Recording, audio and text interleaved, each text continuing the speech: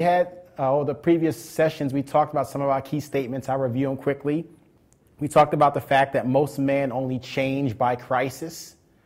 And we said if you're going to be a man who matters, we want to make sure that you don't allow crisis alone to be a change agent.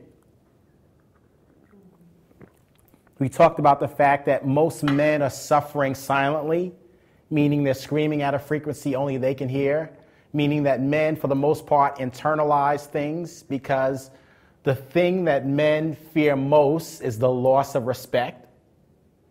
So in light of that phenomenon, they'll do things to cover things up. They'll put on a strong face, but they don't want to appear as weak. I've said this many times. I played sports my whole life, captained my team at Brown in college basketball. But the second you fall from a little boy, you're taught, suck it up. Get up, suck it up. Don't cry. Big boys don't cry. And you're taught from an early age to put on a strong facade. We also talked about the fact that most men don't have another guy that they can be totally transparent with.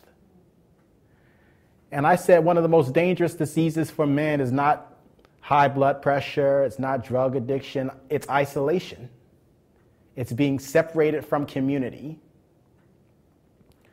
So we said that most men are lone rangers, and we really want to challenge our brothers in the Lord to get connected in community.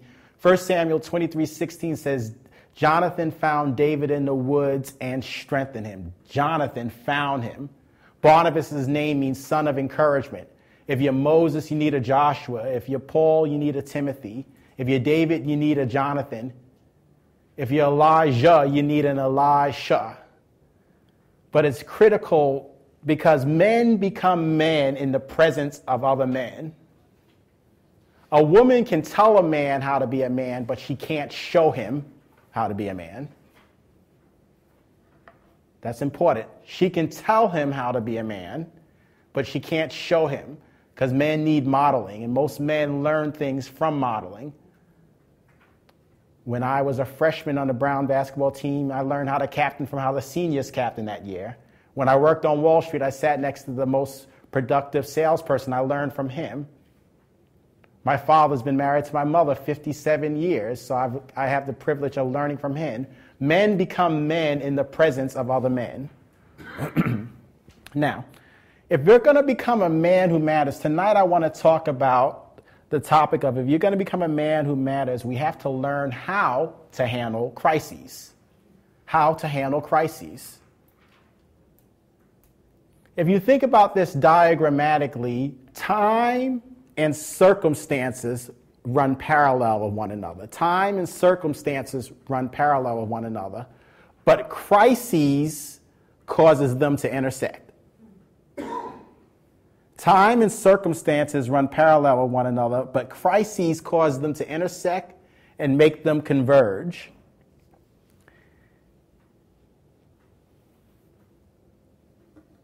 And two of the biggest things that a woman is looking for in a man is, number one, are you consistent?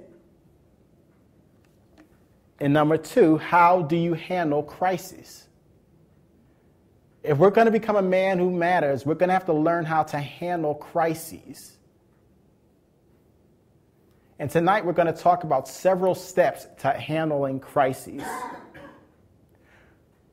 It's very important that a man be predictable or constant or consistent. When a man is mysterious, it creates suspicion in the mind of his wife. When a man is predictable, it creates security. One of the things that I challenge myself, one of my desires as I pursue the objective of becoming a man who matters, is to be consistent. I want, to the best of my ability, to be a consistent example for my wife. I think if you talk to her, she'll tell you I consistently get in the Word, whether I feel like it or not. I consistently try to walk in love, whether I feel like it or not. I consistently try to invest in other people, whether I feel like it or not. And one of the greatest gifts I can give her is consistency. When I become mysterious, inconsistent, she'll start to become suspicious. So we're talking about how to handle crises. Now, when I say how to handle crises, I'm not talking about being machismo or,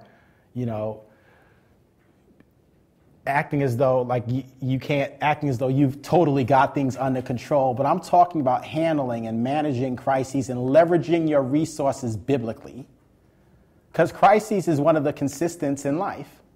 And you don't have to live long to realize that as you move from season to season, different stages, you encounter different challenges. And I bet if you're honest with yourself, 5 years ago, you never envisioned that you would be dealing with some of the challenges that you're dealing with right now.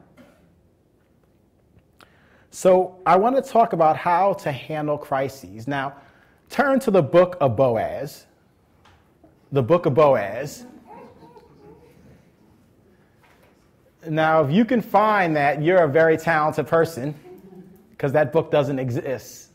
So turn to the book of Ruth. But if God consulted me, which he hasn't,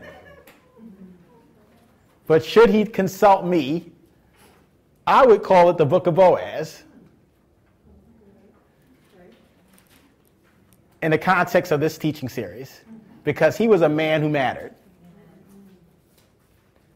And every woman in our heart is looking for a Boaz.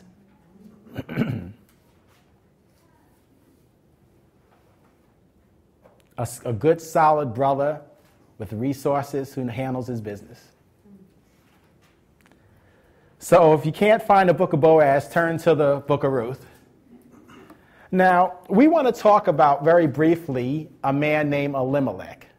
Let me give you a little background. Now, we have a 4 or 5 week teaching series on the book of Ruth, Secrets of an Unforgettable Woman. And I love Ruth. I said it kind of tongue-in-cheek, but I said the book of Boaz. So time doesn't allow me to get into the story the way I like, but if you're curious about it, we have a 5 week teaching series where we analyze this woman's life because she was a dynamo.